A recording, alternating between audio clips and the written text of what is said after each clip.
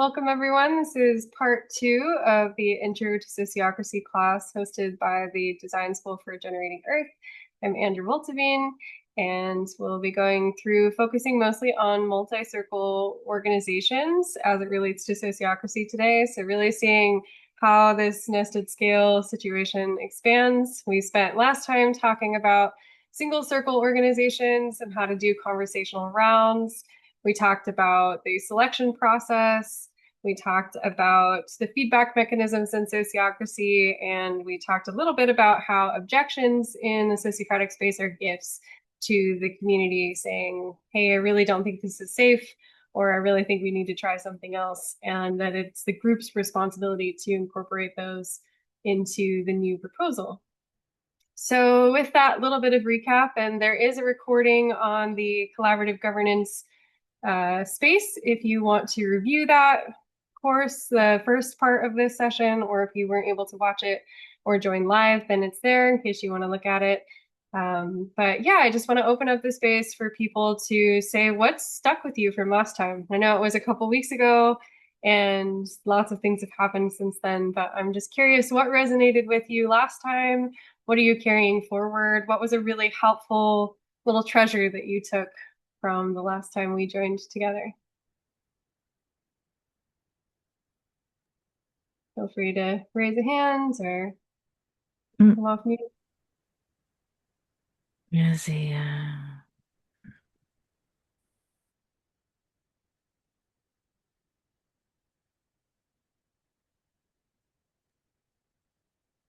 I'll just pop in that I really think that aspect of providing opportunity for feedback is something that people sort of seem to really quickly skip over and eliminate because we've run out of time. But it's so important, as you suggest, like for if you want things to improve. Yeah, thank you. I do think that that is very important, and it's definitely one of the 3 pillars of sociocracy. So thanks for bringing that in. And over to you, Penny. Hi, I agree with Joan. I'm just working with a group at the moment, a very small group of like-minded people here in London who are looking at. We're starting on a journey of thinking about whether we can create an intentional community outside of London. And so we're having sort of meetings every couple of weeks on Zoom.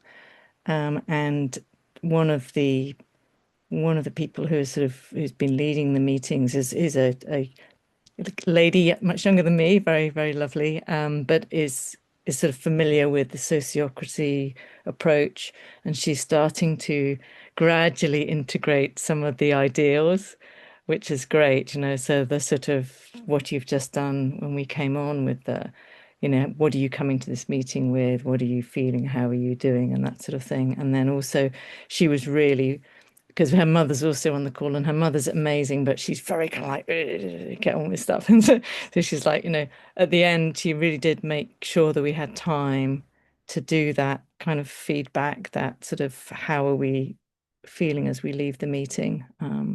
So I thought that was great, and it was really nice to start to see this coming into a meeting that I was part of. Um, so that was good. Beautiful. Thank you for bringing that in. Yeah, and I just want to name and remind us that we talked a lot about conversational rounds and giving everyone a chance to speak, and that is one of the best tools in sociocracy for disrupting those tense back and forths that can happen in a meeting where someone is maybe talking a lot and then someone else is talking a lot back at them, and then it just becomes like, and everyone else doesn't have an opportunity to participate. So the conversational rounds are something that really help to break up that tension, just as a little recap and reminder for today. All right. And anyone else want to bring in anything that stuck with them since last time? Colleen? Yes, I wanted to also acknowledge and appreciate the slide you had up with the many different forms of decision making, the autocracy, the democracy, the consensus. And the reason why that stuck out to me is that in our world, all these forms of decision making will always coexist, like it or not. And so in some ways, it's not about one better than the other, but really understanding what system we're operating in so that we can speak to the people whose language may resonate with another system, though we might prefer one. So thank you for that wonderful slide. I actually went back to it and just wanted to appreciate that. Yay, I'm so glad that was helpful. Yeah, that was part of my sociocracy curriculum, and I found it really helpful. It's just a way to visualize all of the different styles that we're working with. And I think you brought in a really interesting point about those are going to coexist, and there's going to be different styles that are better for different situations. And for instance, in the neighborhood emergency team environment, we have what we call blue skies, where everything is going well, and we have one governance structure for the blue skies situation. But then when an emergency happens, you need to make quick, rapid decisions, and you need to have someone who's really on top of that. And so we switch into a different governance structure during an emergency. And so just knowing what your organization needs and understanding that sociocracy isn't the best for every single governance structure out there, every single organization out there, but it really depends on what you're working with. But yeah, I have seen it work very well in situations where you have the time to make decisions. And there are ways in sociocracy that you can make fast decisions and kind of distribute that decision-making power to individuals more with roles. But yeah, sometimes it's not the right choice. So that coexistence piece is really important, and thanks for bringing that in. And anything else that's been sticking with folks since the last class? Any treasures that they pulled away from that they'd like to bring back into the circle? Presence here.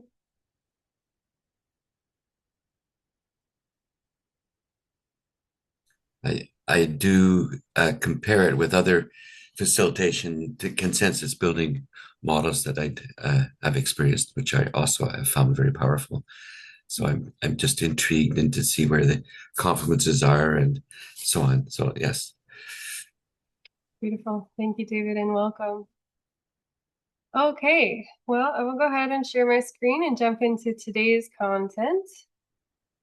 So we'll have a little bit of sort of slides and lecture time, and then I'm going to give a pretty big chunk at the end for some practice around designing your own sociocratic circle structure. So you'll have some time to do that in small groups, and I'll come around and help with that and introduce that when we get there. But yeah, just wanted to name again some of the things that we talked about last time. So the conversation rounds, you have a round of questions, you have a round of reactions, and you have a round of consent. And that's really how every proposal on the agenda typically goes. And then objections are gifts. So we think about it being really brave that you're bringing an objection to the group. And we'll do more with integrating objections in the next course that I'm going to teach. So that one I was actually starting in January, and I'll talk a little bit more about that at the end. But just knowing that the gift objections are brave and that they are the group's responsibility to help integrate together. And then we have the selection process. So reminding ourselves that we're choosing the facilitator, maybe choosing a secretary, and we're doing this through a process of a round of nomination where we say, I really think this person would do a good job because of this. And then after that nomination round, we give everyone an opportunity to change their vote based on what they heard in the nomination round. And then once we tally up the votes, then we see who has the most tallies, and we ask everyone in the group to consent to that person holding that role. And I also want to mention, I think I maybe mentioned this in the last course, but the selection process you can use for electing people into roles and positions, but you can also use it to say, like, select a venue for something that you're hosting, an event you're hosting, or something like that. So you can use the selection process in many different ways. And then I wanted to represent the difference between meeting roles and operational roles, because that will become important with the next set of information. So meeting roles are related to the actual facilitation of the meeting. So facilitator, note taker, navigator, which we'll talk a little bit more about later in this presentation, and delegate. Those are meeting roles. And then operational roles are maybe you're in charge of the finances. So there would be like maybe an invoicing role. And so that would be related to the operation of the organization as a whole rather than to the specific meeting. And ideally, you'd elect people into either style of roles. So that's just a little recap. Moving now into multi-circle organizations. So in our first talk, we talked a lot about what it looks like if you just have one circle. So usually that's going to be between 4 and 10 people. As you start diversifying, as your organization starts to grow, as there's more people, we move into multi-circle organizations. Yeah, and so as we're branching out, and maybe you've done some of this with if you're in a single circle group, maybe you've decided what your vision is, what your mission is, and what you're trying to do together. But this becomes more and more important the more that you add circles to your organization, because you need a lot of clarity around what you're doing and why you're doing it and who has control over what. Because if you all have decentralized circles, they need to communicate with each other. They need to know what they have authority over, and they need to know how they're fitting into the big picture of the organization. So one of the ways that we do this in sociocracy is by deciding a vision, a mission, an aim, and a domain. And a lot of times as organizations in the greater world and maybe, nonprofit spaces or even big corporations, they'll have a mission. And a lot of times you'll spend a lot of time working on the mission, getting all of the wording perfect, but maybe the aim and domain of the individual circles isn't as fleshed out. And maybe the vision and like why we're doing this maybe isn't as fleshed out. So I want to talk about what this means in sociocracy. So the vision is the biggest, furthest out, big picture. What do you want to do? Why are you doing this? What would the world look like if everyone did what you're trying to do? So it's intended to be very unrealistic. And I'll give some examples of that in a minute. The mission is, okay, that huge vision is way too big for our organization to handle, but what is the piece of that vision that we would like to tackle as an organization? Then the aim is specific to individual circles. So if you have 7 circles, each circle is going to have their own aim and their own domain. So these aims and domains are circle-based. So the aim is, how does your specific circle contribute to the mission that the organization decided? What is the action item that group is doing? What is their goal? How are they achieving the mission? And the domain is, what do you have authority over? What does your circle get to make decisions on that no other circle gets to make decisions on? You have authority over that piece of the organization. So I'll give you some examples here in the next slide. So let's say that your vision is a world where everyone has access to potable water. So that's a big vision. That's huge. That affects the whole world, right? And that in sociocracy, if it affects the whole world, that's a good sign. That's a vision. Because you're really thinking about like, why am I doing this? Because I want a world where everyone has drinkable water, right? Okay, but that's way too big for our organization to handle. So what's the piece that our organization can handle? Well, maybe our organization could handle regenerating our watershed such that our water is more drinkable. That's a piece that is close to us. We can work on it. It's direct, it's clear. We have this little piece of the greater vision that we can focus on together in our organization. So then maybe a particular circle within that organization has the aim of organizing volunteers to engage in ecological restoration in the watershed. So in this case, the way that this circle is contributing to the mission is by organizing volunteers. That volunteer work is going to help. Maybe they're going to be doing planting, maybe they're going to do water and soil testing, and that is what will contribute to regenerating the local watershed. So it's the way that particular circle is accomplishing the mission. And then the domain is specifically what that circle has authority to make decisions over. So in this case, they need authority over volunteer coordination. They need to be able to do outreach to recruit volunteers. They need to be able to do planting and soil testing and water testing and make decisions about how that happens in order to achieve their aim, which is to organize volunteers. So this is kind of how you break it down into, okay, what does each individual circle have responsibility and control over here. So then, okay, sorry, I don't know why this slide is here.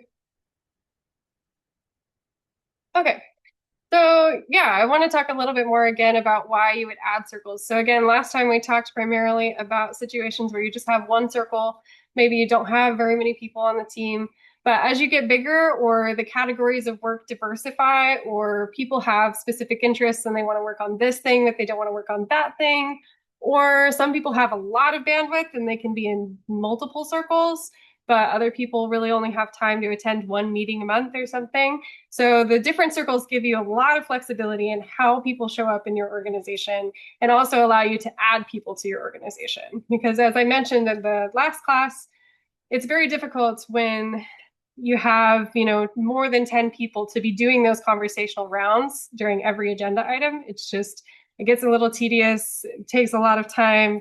You'd have to have people who are really quick on their feet and really thoughtful and concise in order to get through those rounds efficiently.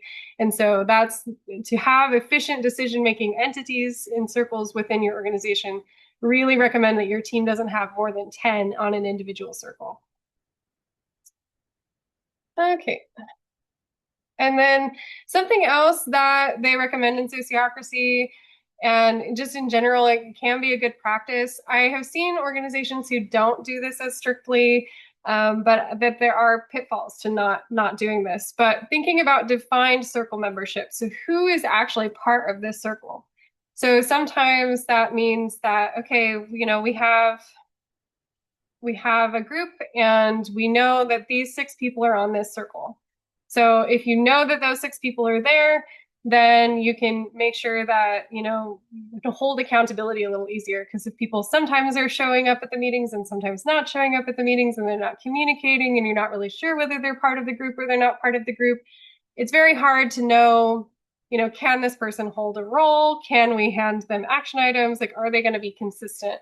And if you don't have defined circle membership and it's kind of looser in terms of like who can join when, then yeah, you're not going to have as much flexibility. Things will start falling on particular core members of the team, and there's just not this sense of accountability. So that can be tricky. And then also defined circle membership can make it easier to understand who really needs to vote during the consent round or offer consent. Because there's situations where, say, in an intentional community, maybe you aren't a consenting member of the community until you've been there for 3 months. And so having defined circle membership can help set those parameters and make it clear what it takes to stay in the circle. And you could keep track of who's in the circle. It also makes it clear who's eligible to hold roles. So in the event that you're holding a selection process or an election process in your space, then you want to know who's actually eligible, who's actually in the circle, who would be able to facilitate or who would be able to take notes or who would be able to, hold whatever operational roles are specific to that circle. So that's what defined circle membership is and why it might be helpful. In groups that are very volunteer-based, this is tricky because people are coming in and out a lot. Their bandwidth changes a lot. So this can be challenging. But it can give people a sense of responsibility and a sense of like, oh yeah, I do want to show up because I'm the note taker for this group. And if I don't show up, then someone else has to take notes. And, that's sad. Or like, I'm going to show up because I have this specific job with this circle. So that can help. That can really help to pull in cohesion even in those volunteer spaces. But it can be tricky. So I just want to name that. And with everything in sociocracy, these are suggestions, and sociocracy really isn't meant to be an out-of-the-box strategy. So make it adaptable toward the organization that you're a part of and the culture that already exists within that organization without giving up too much of the structure so that it falls apart. So as we're thinking about circle structures, I want to introduce this kind of really generic model that we can base our own circle designs off of. So in sociocracy, every circle design is going to have a general circle and a mission circle. And the general circle is also sometimes called the coordination circle. And the general circle usually doesn't have more than 4 branches off of it. You want to try to keep that as minimal as possible so that communication is flowing successfully. So in this diagram, each of these larger circles is a circle in the organization that has its own aim and domain, including the general circle. The general circle's aim is to facilitate conversation between all of the other parts of the organization. So that's really its goal. And the mission circle, its aim is to make sure that the organization as a whole, in a big picture way, is accomplishing its mission, is working toward its mission. These other circles, their aims and domains are going to be really specific to the organization. But the general circle and the mission circle are pretty standard. And the mission circle, sometimes this will be your board members. So your board members might be holding that mission circle ideal. Your mission circle might include the board and some other people who sit on that mission circle. There's a lot of different ways that the mission circle can look. The general circle is made up of people from each of the other child circles. So if we think about the general circle as a parent circle, then there's a person from each of the smaller circles who is attending the general circle meeting. And so in this example, if each of these smaller circles is one person, then we have two people here who are going to the general circle meeting and meeting with two people from each of the other 4 circles. So there's 8 people in this general circle. So we're talking about the decisions that are being made at every other level. And so the general circle isn't really making decisions. Ideally, they're just sharing report backs from the other circles so that they're understanding what's going on and everyone can kind of see the shape that's taking place in the organization as a whole.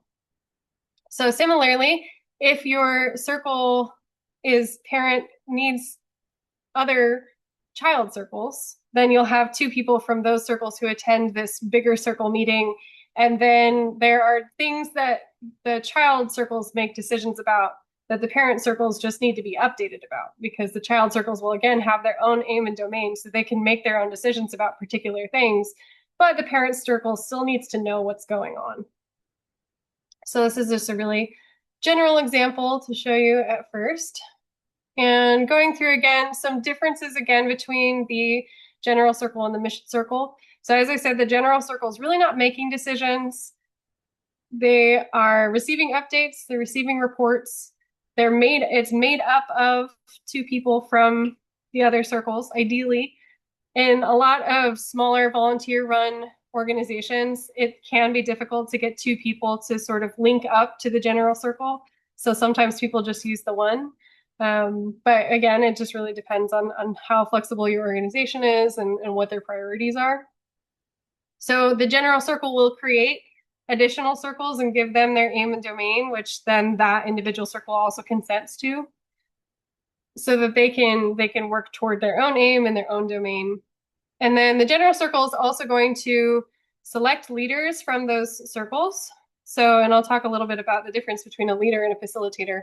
And they're going to approve delegates. So the child circle sends a delegate to the general circle, and then the general circle chooses leaders. So they choose that second person to be on. So you have that total of 8 in that diagram that we talked about.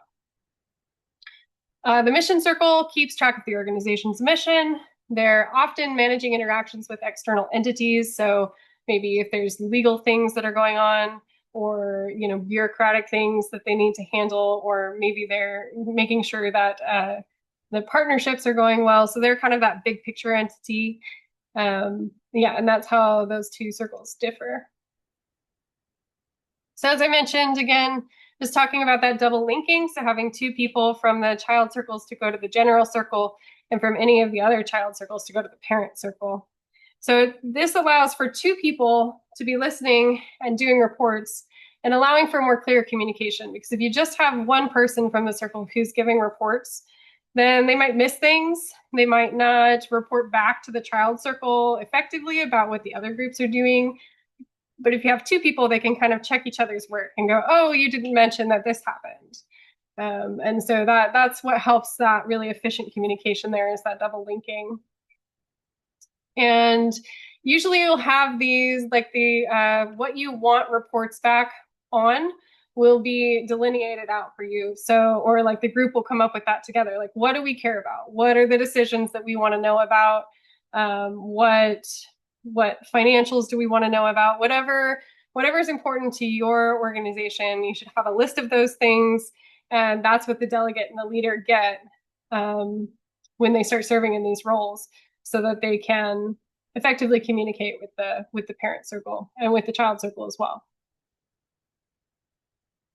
So we talked a little bit in the previous session about the facilitator and the secretary. So just as a recap, the facilitator is the person who's actually facilitating the rounds within their particular circle. They're keeping tabs on the energy of the group, they're restating proposals, and they're keeping everybody on task. So they're really doing the meeting level facilitation, like in the moment, this is real time, that's what we're doing. The secretary is usually assisting in the agenda creation for the group. They're doing backlog management. So what can we pull in from the agenda that we didn't have time for last time? They're usually taking notes, and they're keeping time for the meeting. And those are just suggested roles for these titles. In your organization, you can adapt it as needed for yourself. Maybe someone else wants to take notes, and the secretary can focus on, just the agenda and timekeeping, or however makes sense for you all. The secretary is actually a huge job, so sometimes people break it up into multiple pieces. And then we want to talk about the leader and the delegate. So the leader, I also like to call the navigator, because I think leader gives it like a little bit of undue power. But thinking about it as the navigator, so they're the one who is sort of on the hook for the circle completing its aim, or like working toward its aim. So they're the one who's just kind of sitting back. They're not facilitating the meeting, but they're one of the people who's going to be reporting back to the general circle to say, like, how are we doing? Are we achieving our aim? Are we doing what we need to do? And they're also going to work with the secretary to create the agenda. So the secretary and the leader are going to look at, like, okay, what are the priorities to make sure that we're on track to completing our aim and doing well as a circle and helping to create the agenda together.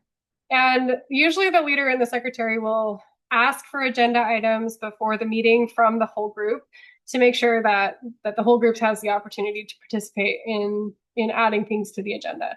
And then the leader and the secretary are the people who actually prioritize what order we tackle the agenda items in.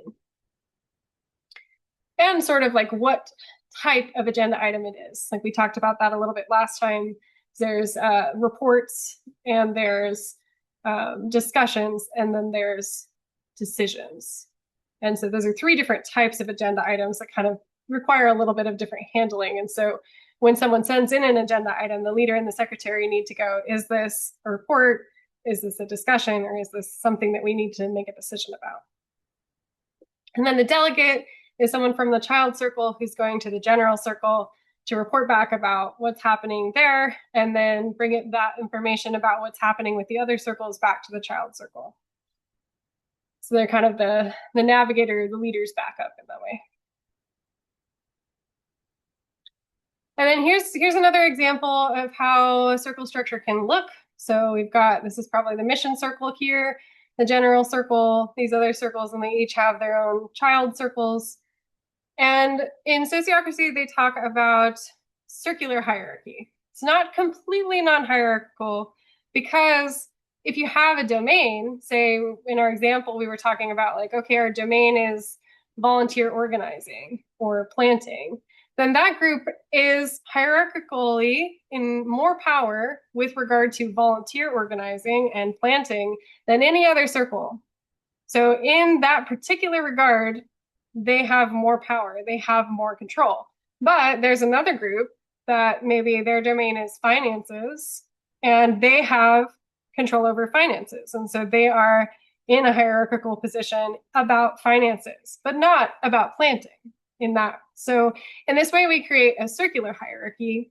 And if you see the white line in this example, in this diagram, if everyone were holding hands, you could walk out and, like, walk out into a room together and expand the circle, and it would create a circle. So really thinking about, like, okay, how is this a cyclical, circular hierarchy, rather than, yes, I am the person at the top making every decision, but individual circles get a particular hierarchical domain that they can then share within their own circle and have power shared within that specific circle that then feeds into the greater health of the whole group. So that's kind of what is meant by circular hierarchy there. Okay, and now would be a good time to stop and take some questions. So I will stop my screen share for a moment. Yeah, what's coming up for you? Do you have any questions, reflections, comments? Welcome to some other new folks who've joined. Throw up a hand. I know there was a lot of content. We're gonna keep exploring it. So David. So it seems to me that even within every domain, there would be a process of what is your mission, what is your vision, and each one, like, okay, take the watershed example. So to restore a watershed, I mean, it takes a huge amount of organizing to do that. So within that vision of watershed, it's the mini vision, but the domain itself then has to go through the whole process of what is your vision, what is your mission, and so on. Does that make sense? Well, the organization has its one vision and one mission. So the vision is like the whole world version, and then the mission is just that little smaller chunk that they want to try to tackle. And then the aim is trying to take even a smaller piece of the mission and say, okay, this is the little piece of the mission that we want to focus on. And given that, what do we need control over to accomplish the aim? So each circle is going to have their own aim and domain, but the organization as a whole only has one mission and one vision. Right. But in order to accomplish that aim, it's okay, what is the vision of suppose we did achieve this restoration of this watershed. That's our vision, and our mission would be to accomplish that. In order to do that, we need to break it up. So you're doing a mini version. Each circle would be a whole sociocracy, as it seems to me, in order to make it happen. A little bit, yeah. I mean, the first process in forming a circle is determining what your aim is. And that is like, what piece of this mission do we really need to focus on? And you might have a lot of circles that have a lot of individual aims that all add up to the mission. So that's kind of how that would work. Is the aim is just the piece that an individual circle is trying to handle. That makes sense. Any other questions or comments?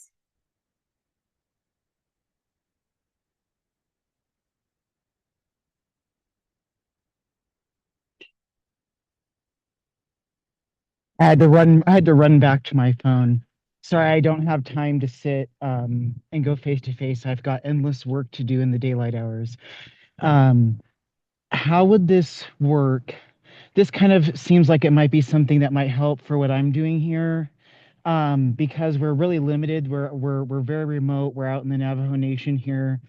And everyone here is just struggling to even have, like, they have to haul their water. They don't have electricity. Like, people are just surviving here. There's no pool of people to help me make this stewardship center really work. And also, like, in order to actually help alleviate those issues in the community, I need people, privileged people from the outside to coordinate with. And it seems like me being in a position of being like the person who is planning this whole project and all that, like, it feels it's a lot. It's really overwhelming.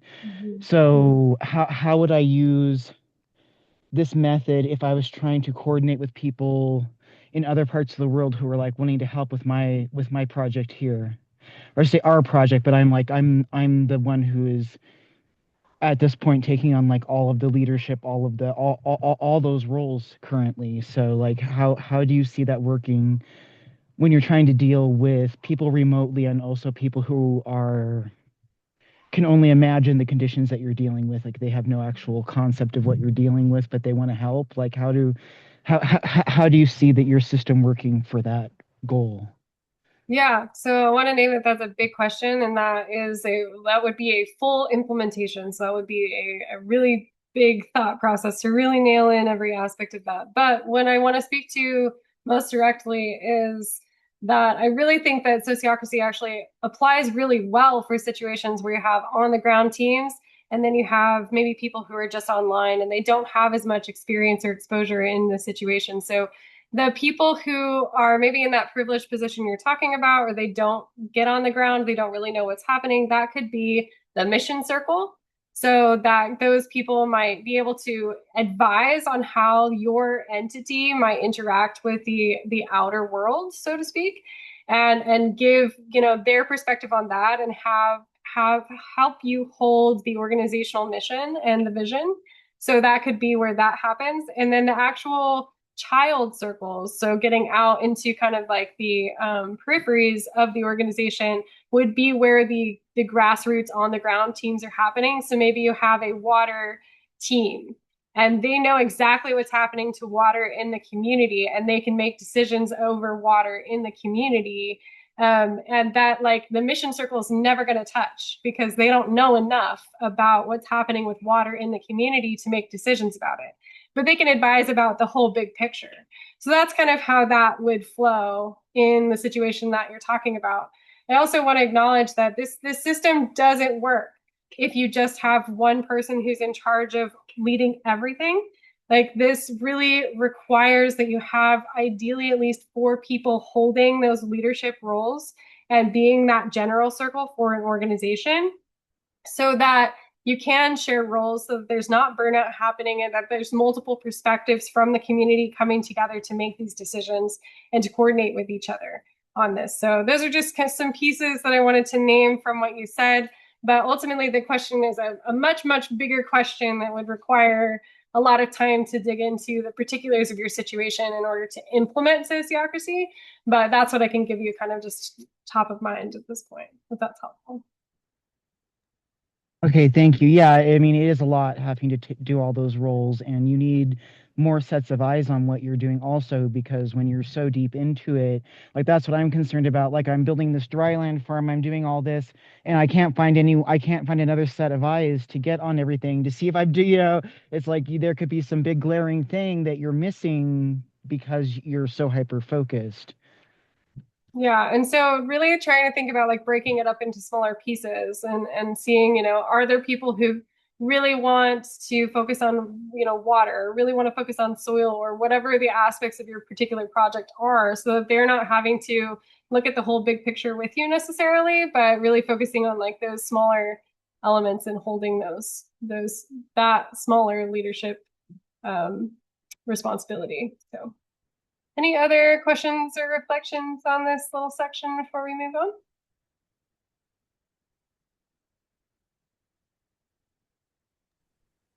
I was just going to say, I thought that was a very interesting point there, because I've been working on a project with someone a bit like, I'm not sure what Plantastic Dimension's name is, but you know, she's on the ground, she's doing everything. There's a few of us helping her remotely, but because she's so hyper focused again and just doing everything, you almost cannot help her, because you know, and yet we're there trying to sort of keep it real, and it's a really difficult situation to be in. And you know, it's interesting to see how you could try and sort of integrate sociocracy into that, you know, when you are the remote, you know, the remote people, and there's just this one person who's got a few people in and out on the ground, but not really anything concrete. So I think it's a really interesting point. So thank you for sharing that. Yeah, thanks for bringing that in. It's definitely a big question, and I think that as you dig deeper into sociocracy, you start looking at sort of personality types and people who take on more and they want to be involved in every single circle. And then there's just a little bit of nuance about, like, okay, like, in order for this to truly be decentralized and to be, you know, to make sure that we have multiple perspectives, and we make sure that the people who are being affected by the decisions we make have a seat at the table and have decision-making power with us.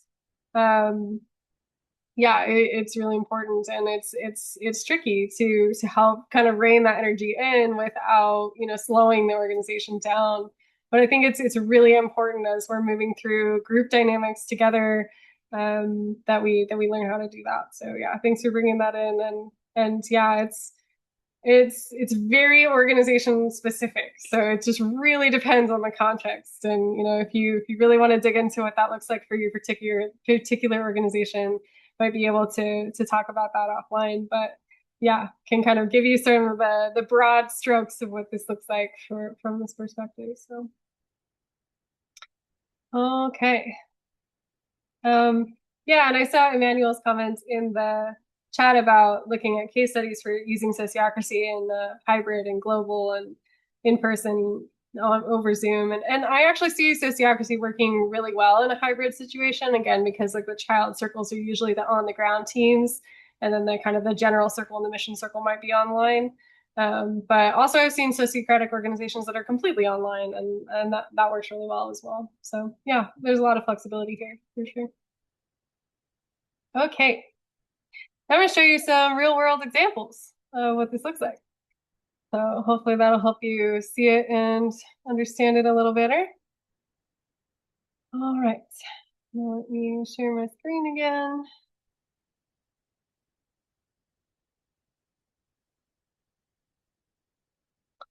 Okay, so this is just kind of a small organization. It looks like they are doing some content creation, some IT website design, and some community support. So they have their general circle, which is the flow of information. So that's how information is traveling between circles. They have their mission circle. So these are the two I said we're going to see every time. So general circle or coordination circle, mission circle, alignment with mission and vision. And then as a organization, they decided that they needed a content circle. So, okay, what do we want? Their aim is provide the best practices and a list of ideas to implement. So they're creating the content for what they're offering to their community. And then outreach to promote a project and acquire new participants. So they're doing probably social media, they're doing advertisement, marketing, those kinds of things. And then IT and website circle, they're going to focus on the technical infrastructure so that they can more accurately achieve their mission and vision. And then in the content circle, we have two child circles here.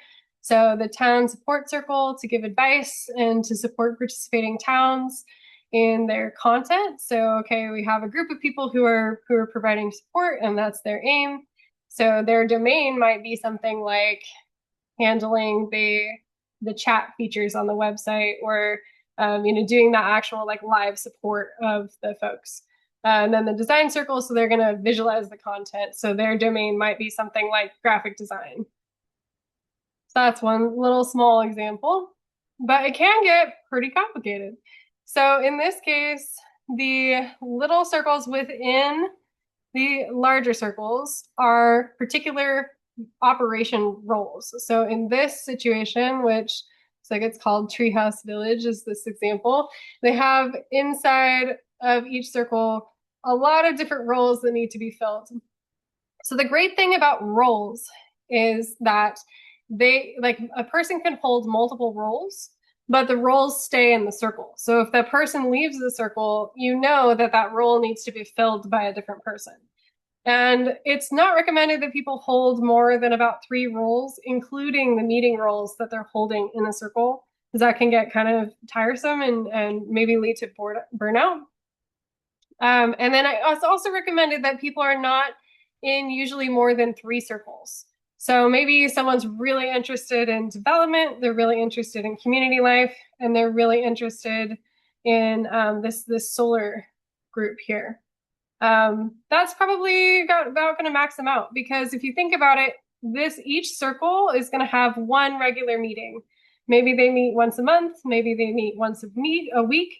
But as you add more circles, you're adding more meetings, and that can get complicated and can take up a lot of time, especially if they're holding roles within that circle. So this organization probably has maybe 50 plus people.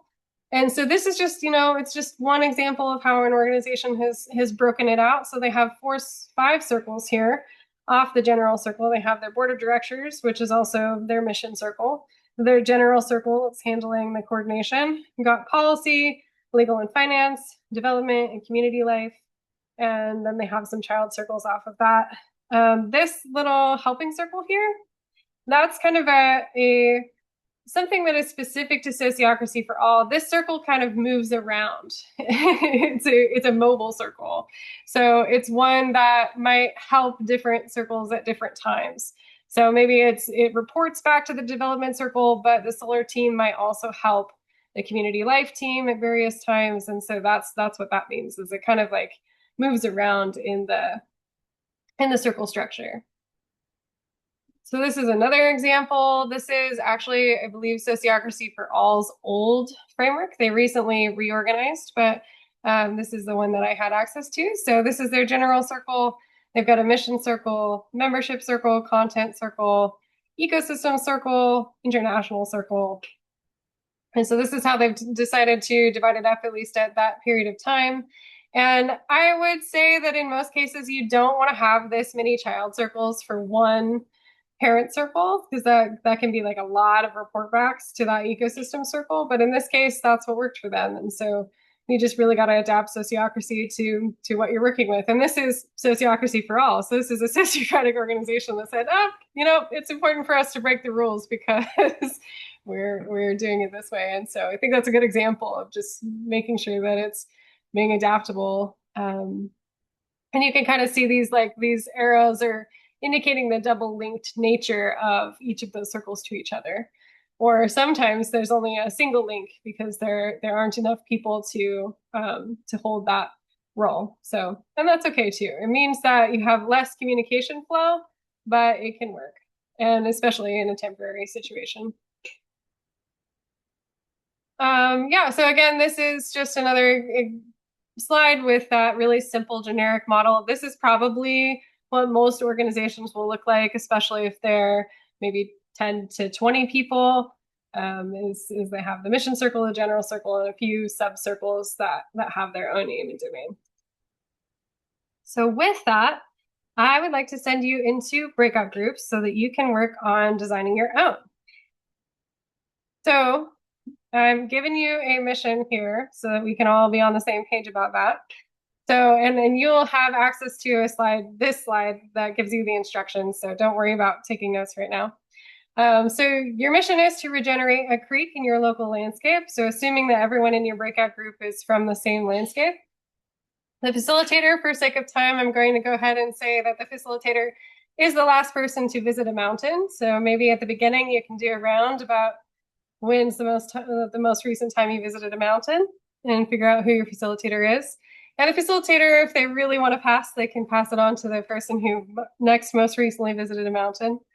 And then the scribe, you'll need a scribe, is the person most comfortable with Google Slides. I'm going to send a Google Slide link around, and so you can make your designs. And I have it kind of pre-populated a little bit so that you can do that and move it around. So as you're designing, you need to think about what are the aims and domains that each circle has. You don't necessarily have to write it down. Just going to be thinking about it as you're like, how do we break this into digestible pieces? What are the pieces we want to focus on as we're working on regenerating a creek? What's important to us? What do we need to have decision-making power around? Then just a reminder that every design will have a general circle and a mission circle. And then I'd recommend once you start to, maybe the first phase of your breakout groups is to just start getting some ideas out there and just kind of popcorn brainstorm style. But as you start to refine, I would recommend trying to do those conversation rounds and going and checking in with each person and seeing if they have questions about the current design, if they have a reaction to the current design. And then before the time runs out, asking for consent. And if there's an objection, that's okay. And we can just present the design that you come up with, whatever you have at the end of the time. So no stress on this. If you don't finish, there's no high stakes. It's just to start exploring how you would think about breaking up individual circles of an organization together. So with that, let's see here. All right. I will stop sharing and I will share the link to the slides. So just pay attention to which breakout room you're in, and that will tell you which slide deck you should be in. So I think we'll probably only have 2 groups based on who we have here. And I'm going to go ahead and pause the recording. All right, welcome back, everybody. Hopefully that gave you a little taste of what it's like to design sociocratic circles. So I want to offer for the facilitators to maybe do just a short introduction of what they designed in the time that they had, and recognizing that this was definitely not enough time to go through a full circle design, but just to give you a taste of it. And I'll go ahead and share my screen here so that you can see what we're talking about.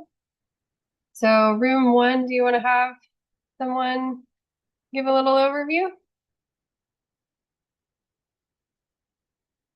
It might make sense for Pamela. She had a real life scenario and it was highly helpful. So, Yeah. Yeah, it was a very sweet collaboration because I'm living in a watershed where the creek is being actively restored, and it's been a 20-year process where people have been coming together to try to do this work. I was wondering how the sociocratic organization could possibly facilitate the process more in a way that would decrease some of the burnout that happens with the way that it's currently being done in a kind of top-down way and sort of an archaic structure.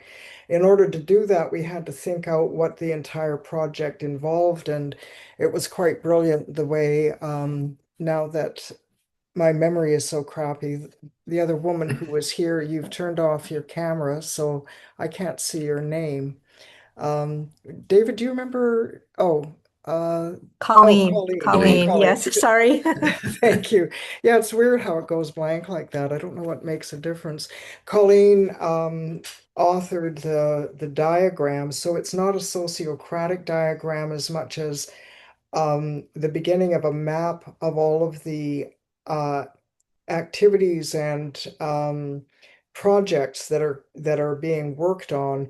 And then I think we were going to be able to use that as then a basis for starting to, like the mission, of course, is to restore salmon to the creek. How do you do that when the creek doesn't even function as a living creek throughout much of its life, etc. So we were just working out a map of where it's at now and some of the potential things. So we didn't get around to even assigning specific roles, but they kind of fluidly moved through us as we were doing the work because being only 3 people, it was easy enough for that part to take place. But I can see how I'm going to shut up now and let David and Colleen speak to their experience. I had one possible insight, and that would be at this stage of organizing perhaps a constellation work, the sort of thing that Angelica does, where you could see that what is in relation to what and whom might be really valuable at this stage, and then go into the sociocratic implementation. I don't know if that makes sense or not, Andra. Yeah, I could see that working. Colleen, did you want to make any reflections about this process? It was just wonderful to work with my 2 partners. And really, I guess the thing that it's overwhelming because of the relationships, but it is so important. We started on with the notion of doing, but you can't do until you influence. So we did orange circles to represent those bodies of people we thought we needed to influence, and then the doing would follow that, which was in the blue. And thank you for your skill in organizing all that and color coding and moving things around. I don't think I would have had much of a clue. Yeah, just to say some things I'm noticing here, like if you were to group these, I could see the outreach, these 3 outreach circles kind of being inside, like connected to one parent circle about outreach that would be connected to the general circle. And then maybe the invasive removal and native planting could be around like on the ground teams, and that could be the parent circle. So just some ways that you could start grouping those together. So yeah. I think making that initial map is really an important step in the process. So thanks for modeling that. And I'm going to go ahead and go over to room 2. Do you want to talk about your circle design here? Sure, yeah, thank you, Joan, for building that because somebody has to know how to use these applications. Well, we came into it with I've worked on with a nonprofit where we did stream restoration for bringing back the salmon, and Diane had also been working on a project in an agricultural area with larger stream or larger rivers where they were having a lot of agricultural runoff. And the one thing we realized that was the same is that we were using plants to mitigate both situations. So we talked about investigating the proper practices to deal with it first. So basically, gaining the knowledge through agricultural practices, finding about invasive species, and dealing with erosion. And we also talked about using the native plants, removing the invasive non-natives, and reducing native plants for the stream restoration. And then we were talking about, obviously that's a lot of work, so we have to have someone who can coordinate the work team with the goal of, with the water removing contaminants and flood mitigation was one of the goals that we came up with. So we just, yeah, we kind of went straight to how do we actually implement this? We need a work team coordination. We need someone to coordinate volunteers. We need someone to procure all the donations that we would need, all the equipment, food and things to keep the project going. So we kind of went directly to how do we actually, engineer this and get all the pieces together to make this happen. Was where our thought process was leading. But I'll let Diane and John give their input.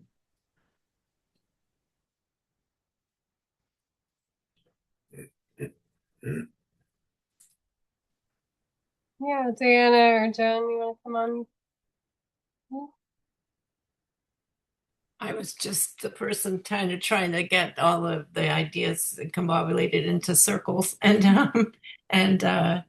it was, I think, elusive to Plant to understand this until I put arrows on, and then I think it helped him to see where I was going with what I had put on the screen, and I think that suddenly became helpful. But I just wanted to point out that all these arrows, the direction isn't important. I kind of envision them being actually going in both ways. Beautiful. Yeah. Anything you'd like to share, Diana? No, I think that about sums it up. It's just, learning to use the tool. Yeah, and that's what's so important. So, don't underestimate what you're doing, Joan. Like I'm the idea person. I'm doing all these things, but if I can't accurately show the idea to someone else, my ideas aren't. I can't transfer that. So like people doing what you just did are so essential for making these things happen. And you don't think you're doing much, but like I'm just sitting here like grinding to a halt until you actually were able to put it down on the screen. Yeah, that's part of why it helps to have multiple brains working on something, because everyone brings a different skill set. And I think Joni really illustrated like the scribe or the secretary role, and the role of synthesizing things is so key and such a big responsibility. So sometimes it's important to break that up and rotate through. But yeah, I just want to name, as I'm noticing this, I think it's really great, and I'm very curious about like how this would work in practice in terms of the work team coordination and the coordination of the volunteers, because I do think that those would have to collaborate at some point. So I almost wonder about, having three levels. So having like a, work team coordination, and then you have like specifically like maybe paid folks and then volunteer folks underneath that as child circles, just so that they're coordinating well with each other. But yeah, otherwise this is great. And I love how different these two things are. And I think that's really demonstrative of that every group is going to come up with a different way to accomplish their mission and their aims. So yeah, thank you for trying that out with me and for working on that together. And I just want to add, we had asked ourselves what's missing, and the piece that the other group focused on, that outreach, that's the piece that was totally not present in our model. Yeah, and I think that there's nothing wrong with taking a different approach to the mission too, like everyone's gonna, Right. even individual organizations are gonna come at it from a different angle. So thank you. And just to say that I think they're utterly complementary. I think that these are Uh-huh. two parts of the same picture. And it was wonderful to see how what you were doing would be like the next step in order to just get it done. Yeah. Very Wonderful cool. to have that experience, Andra. Thank you. Yay! Yay! Mhm. Well, beautiful. Well, to close out our two-part series here, I just want to say that if you're bringing little pieces of sociocracy to your organizations, it doesn't have to be a full implementation. You can just say like, hey, can we start with check-ins? Can we do some meeting feedback at the end? Can we try the conversation rounds? You could identify the meetings you're already having and start asking yourself, like, could I fit this into a circle structure? Does it make sense somehow? And then just start thinking about who's currently having power in your organization. Where does that happen? How does decisions get made? Just start having that curiosity and start having those meta level conversations with your groups. Like I said, it doesn't have to be this big, huge implementation. I mean, you can implement it fully, but I think even just bringing little pieces of this can really help boost group dynamics as a whole.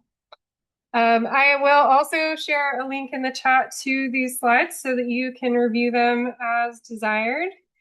And there's also resources at the end on some meeting facilitation videos, the hand gestures, the Next Academy 1 class with Sociocracy for All if you want to do a really deep dive and get actually certified in sociocracy. Some agenda templates if you want to try to work through those. And then I also included my Patreon as a link at the end. So I do all of this by donation and as a volunteer. So if you want to support me in that work, I would be very appreciative of that. And that link is at the end of my slide deck. And yeah, if you have organizations that would like to implement sociocracy and want to work with me as a consultant or work with one of my fellow students as a consultant, we're looking for opportunities to do that in practice. So it would be very affordable, if not free, for organizations who really want to dive in, depending on how many people you have in your organization. And yeah, with that, I think I'll go ahead and end the recording so we can do a round of meeting feedback and you can speak candidly about how this experience was for you. So go ahead and stop the